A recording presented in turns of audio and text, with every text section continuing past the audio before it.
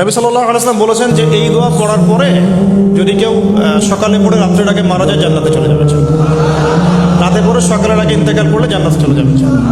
সাইয়্যিদুল ইস্তিগফার, সাইয়্যিদুল ইস্তিগফার। আমার সাথে বলবেন আল্লাহুম্মা আনতা রাব্বি লা ইলাহা ইল্লা আনতা খালাকতানি আনা আবদুক ওয়া আনা আলা আহদিক ওয়া ওয়া'দিকা মাস্তাতা'ত আউযু বিকা মিন শাররি মা সানা'ত আবুউ লাক বিনি'মাতিকা আলাই ওয়া আবুউ বিযানবি ফাগফির লি ফাইন্নাহু লা ইয়াগফিরু যুনুবা ইল্লা আনতা।